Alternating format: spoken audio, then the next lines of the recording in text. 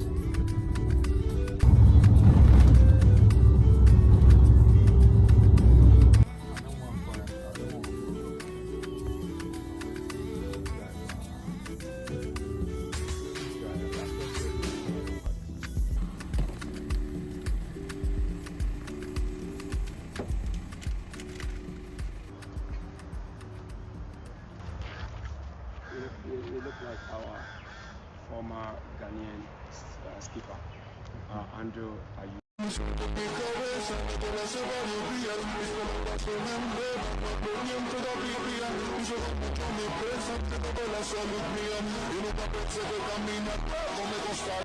History. This is a place that few historians have been talking about it. Many of the historians keep telling you about the dungeons, Cape Coast, Almina, Fort Amsterdam, and other ones. But many did not tell us about the slave markets. This is Sensational, which was once upon a time the busiest slave market that existed during the continent. According to one Ghanaian historian, he mentioned that Ghana had 60 slave market then, and 59 from the 60 markets was managed by the Caucasians. But with all these markets, she made mention of 2 markets to have played the most important role. She spoke about the largest market in West Africa, and she spoke about the busiest market in West Africa. Both the largest market and the busiest market could all be found in Ghana. Even though Ghana was not the slave coast, Ghana was the gold coast, Nigeria was the slave coast. But because Ghana had all the infrastructures, in terms of forts, castles, and markets, they used Ghana as the exit point. So according to this historian, the 2 markets that she made reference of, we have the Salaga market, which is at the northern part of our country, and that was the largest market in West Africa. And the busiest market is Asen Manso. And the distance from Salaga to Asen Manso was over 400 miles. And the enslaved Africans have to walk in chains and in shackles, barefooted and half naked, with no food, with no water. They have to walk from wherever they were captured to come to this market. But what makes their journey so sad was that those that came through this market were not only captured from Ghana, but some were captured from the upper borders of the country, like Burkina Faso, Mali. And imagine if you were captured from Mali, and you have to walk from Mali to Ghana. Do you know how many months you could have walked? We are looking at over 6 months, so roughly 7-8 months we should be here. How many of us standing here today can even walk for 2 days with no food and no water? But the ancestors walked for over 6 months. 6 months, sometimes with the male, we try to become very stronger. But do you remember the female? 6 months or 7, we are looking at 7 menstrual cycle.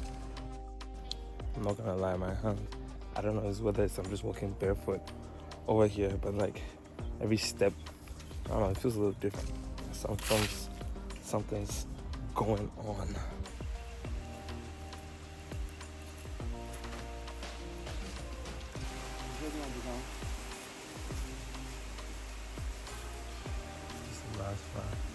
When the Caucasians abolished the slave trade, they took away all evidences. But the only evidence they couldn't take it away was this and the river. So I always keep asking myself this question. What is the difference between the last bath and the door of no return? It's the same thing. They are simply telling us that wherever the crime was perpetrated, we're never going to come back to see it. But today, are we not back? We are. So this river is not here to serve for us as our last bath. So we'll be visiting the river as our first bath of return.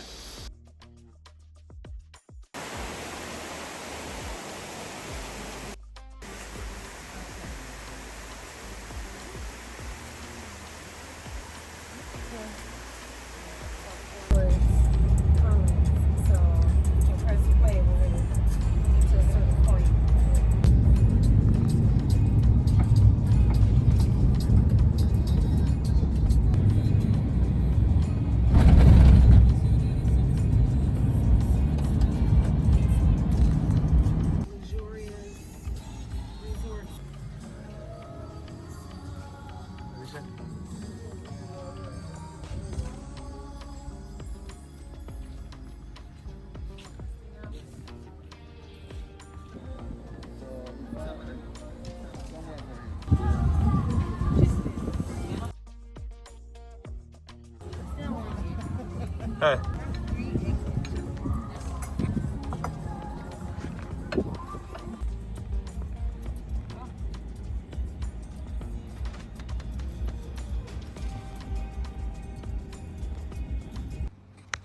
Alright, y'all, I ain't gonna lie, I fell asleep. We got back here around like 3. Right now we're going to a bonfire, so let's go. Oh, it's like 7. Yeah, 6 or 7 after that. Right now we're heading to the fire for story time. See what it's looking like.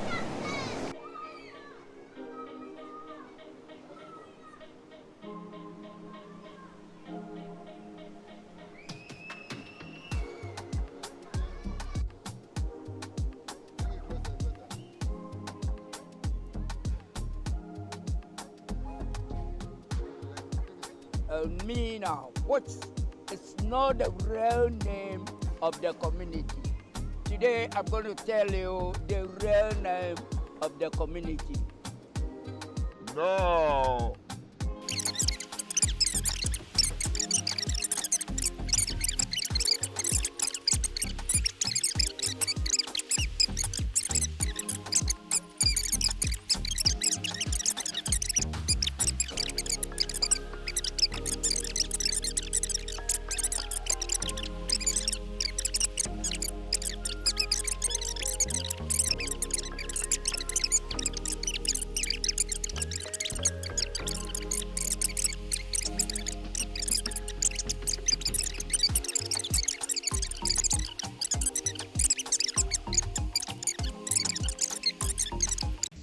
Alright, y'all.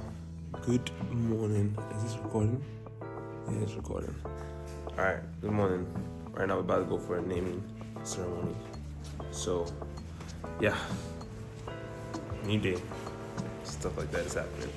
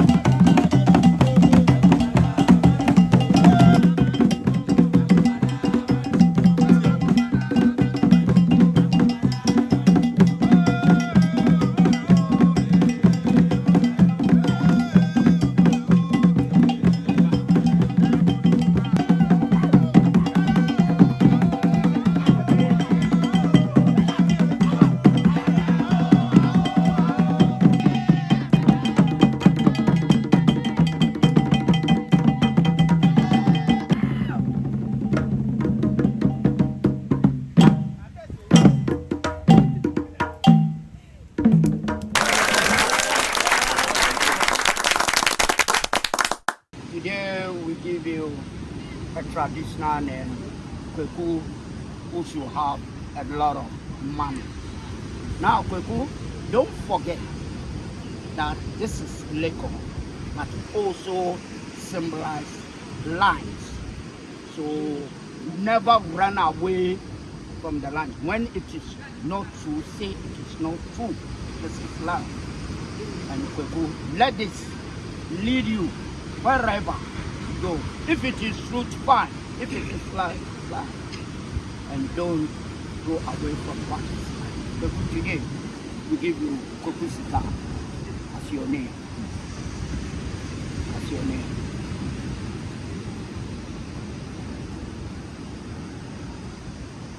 This bitter leaf, so that in all your endeavors, may it be a blessing on your activities that might come your way. Wear this as a protection against all the evil spirits. Thank you. Now,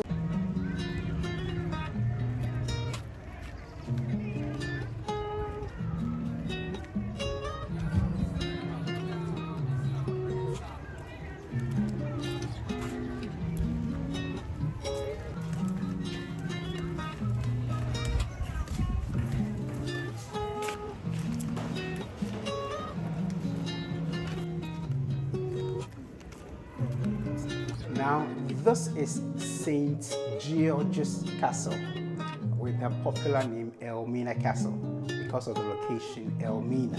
Back then, all these rooms down here were warehouses or storerooms. They put their clothes, schnapps, mirrors, and other stuff here. But around the year 1503, when the slave trade started, these warehouses were later converted to be slave dungeons. There are 1,000 captives here, captives almost every 3 months. 600 men, 400 women. These guys were slave raiders, and this is what they do. Sometimes they can get to some village somewhere, set the whole village on fire. So while people run for their lives, they capture them. This way they put the enslaved African women. So these are the female slave dungeons. Almost 150 enslaved African women were just lying on the floor, just like that. To start opening all the gates for all the women to come and line up here. So while they were here and he being up there will now look through and choose the woman he wanted to sleep with. They fetched off water from here and cleaned them up. Because for the number of months they were inside, you can't get a chance to brush your own teeth or wash down. Some of them were even menstruating, but still that was governor's choice. They make you neat. They march to the governor's place.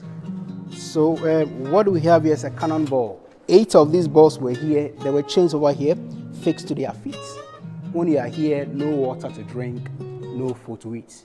Rain or shine, day or night, they were here in chains. And this treatment was given to them so that the other women inside, as they see, they become afraid never to disobey the governor. This cannonball we have here, it weighs 25 kilograms. You can't run away.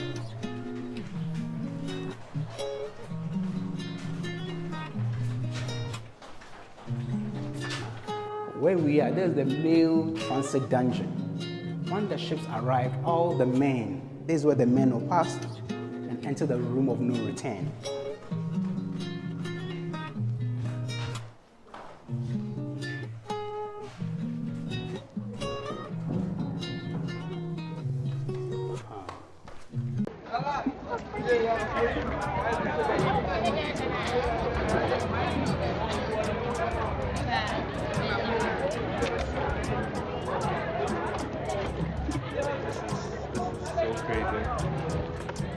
A lot of fishes, like it's heavy, very pungent. You can just see the fishermen that are there.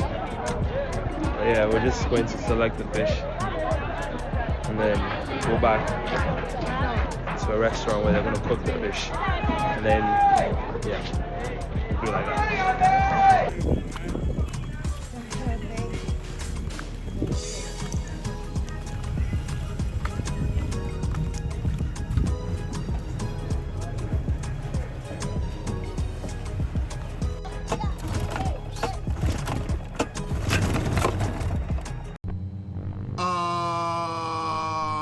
Okay, we are cooked.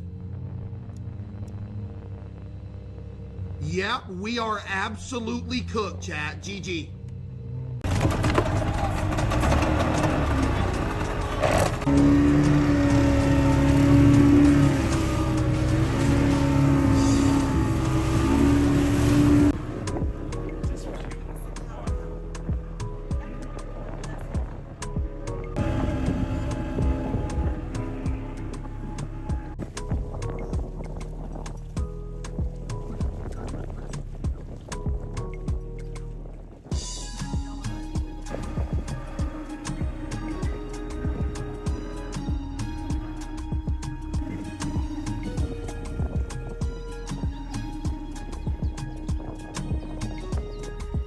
Trolling boats. For them, they spend 3 days on the water. They spend 3 days on the water. So they go with their food, their everything that they need for that 3 days. Okay, they cook, they do everything. And they go for the shrimps, octopus, squid, cassava fish, saltfish, crab, and lobster. These are the fish they go for. Then, those canoes over there, the smaller one over there.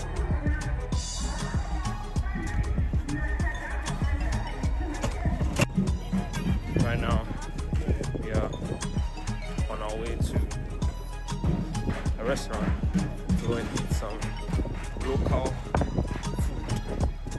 I ordered banquet with chicken, like I have seafood. So, yeah, we are going there right now.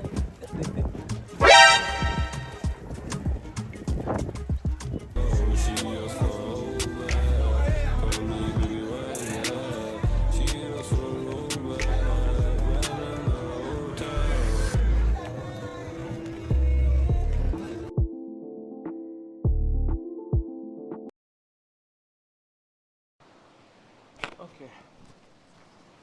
We just recount it like this. Hopefully the wind doesn't blow it away. Huh? Okay. So this has been my experience so far being at Elmina. Honestly, this from the first day, the journey to was so long. It was very interesting. I only slept for about an hour and 30 minutes. And just going, I thought I would sleep the whole way. But what happened was, as I looked out the window, I just became fascinated with my surroundings. It's not that I haven't seen them before, or most of the way I had seen before, but it's just thinking about how the country has started to evolve and how it's continuing to grow. One of the big things that I noticed on the way was that there were so many roads that were under construction. So although it made the road or the ride a bit uncomfortable, it's kind of a sign of progress that something is happening, you know. And just looking at just the vibrance of the community, that there's always something that's going on, that was massive for me. Now getting to Asimanso, that's where the slaves took their last bath. Going to a place like that seemed, at least to me, I didn't really know much about Asimanso. When I hear about Cape Coast, the main thing I hear about is Elmina Castle and the Cape Coast Castle. So going to a place like Asimanso and just being able to be around such history. Even like from the moment you enter, the guy told us that they made the gate a bit lower. So when you enter, like you bow your head a bit and kind of in respect to the people who have gone before us. And I thought that was kind of significant, you know, and even just looking around and just seeing like the tombs of some of the people who had passed by Asimanso, because he told us that what would happen is that they would have the slaves walk from the point of capture to Asimanso, and sometimes it could be like around 400 miles of them walking chained up barefoot, and that was just crazy to me. And they'll take them there, take them down that trail that we walked, take them to the river where they will have their last bath. And one thing I found so spectacular about even going to that place is that they had one door saying the last bath, but they had another door, an even bigger door saying the what's it called? I think it's like the return bath, or like the bath back, or just something to symbolize like the return of people who are coming back.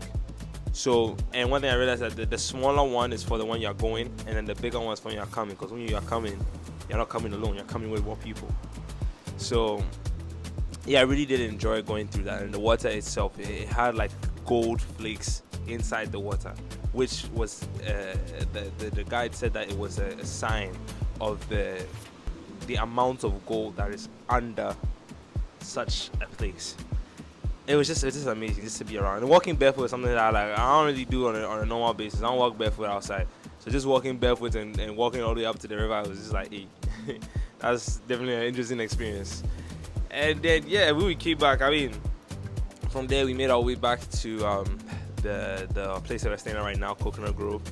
And I really am enjoying this whole vibe of just being here.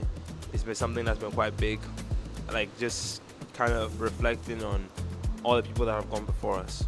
And that has been something that's been really, really big for me, just a reflection standpoint about the importance of coming to a place like Elmina, because even people who live in Ghana, you don't really understand. I don't want to say understand, you don't really take into account the significance of something like Elmina until you really go and you experience. And a lot of us probably went there when we were younger. But I would really say go back now when you're a bit older and you can understand a bit of the history behind it, because it is quite significant, and just understanding how things came to be, I feel like it's very important in determining how we should move forward as a country. So if you can, please go to Elmina, go and visit, experience Elmina. What happened when we came back? Came back here, show the room is chill. I'm loving the place. You have a whole nice view behind me. There's like a view of like the ocean and stuff. It's vibes.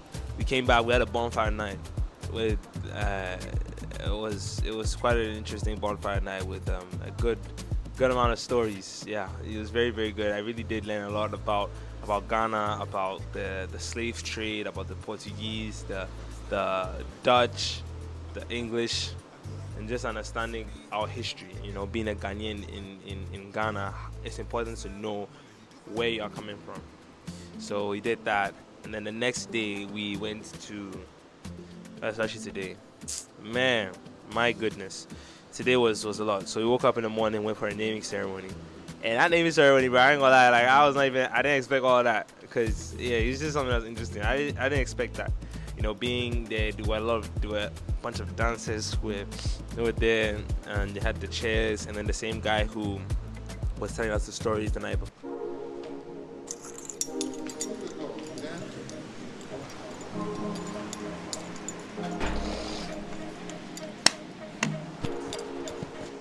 Interruptions, bro. Interruptions. Yeah, so Elmina, finished Elmina. Just looking out and just seeing even the door of no return, how small that door is, even going out. I'm just like, how can a human being who is chained out walk through that place? It didn't even seem humane. That's how I just saw it. It's just like, whoa. And even the pathway that they took to get to that place, it's like a slide. I'm like, bro, you want them to slide down cement? It's crazy.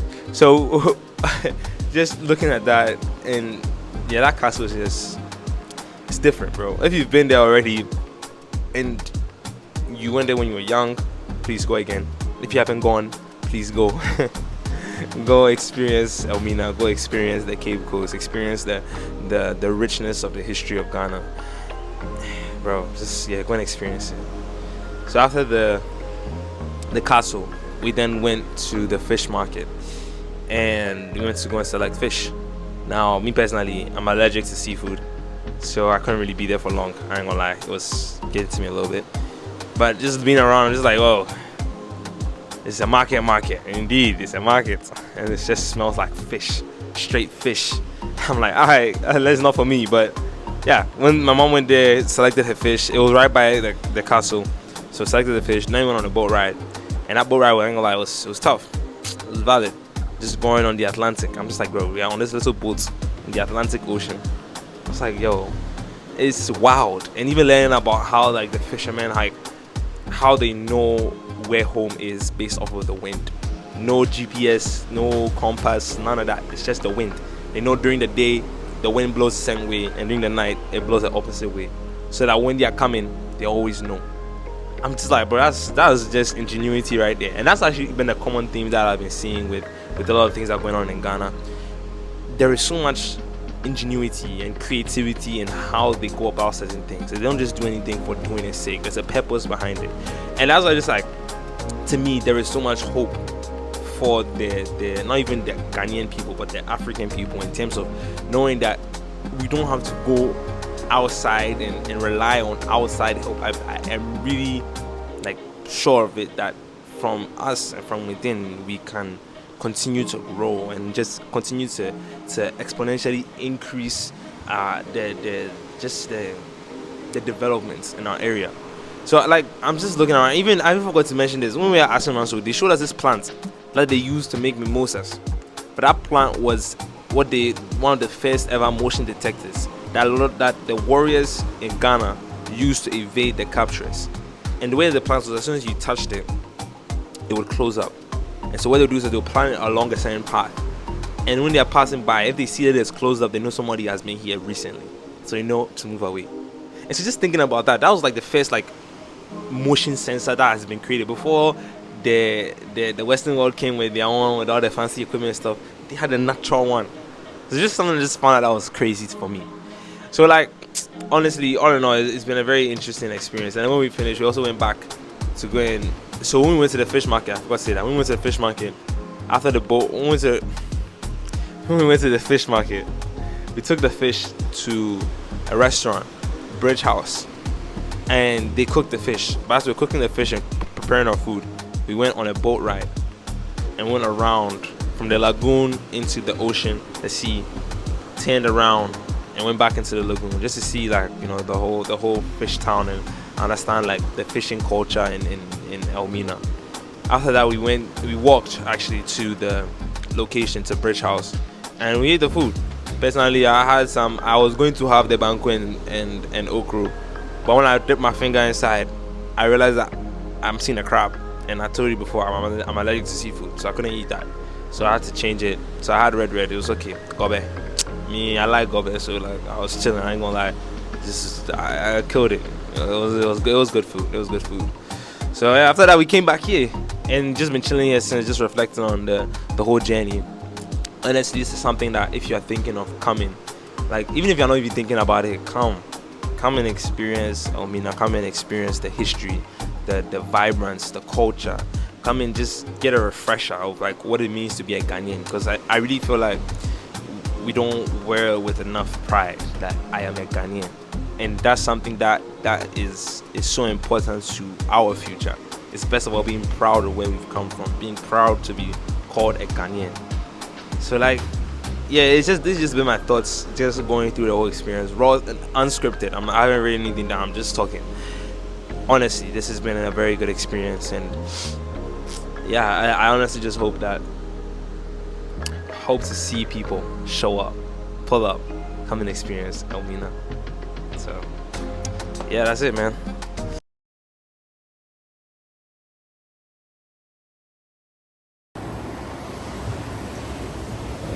Alright, y'all, it's 7 o'clock in the morning, and this is the end of the Cape Coast trip. I hope you guys enjoyed it. I know I enjoyed it. Yeah, I hope to see y'all here. Like, please come and visit Elmina, come and experience Elmina. Yeah, now we're about to journey back to Accra and continue with Christmas. Merry Christmas, and I'll play with you. I believe in you. We believe in you. Go and make the world a better place. And remember, don't just live life, live right.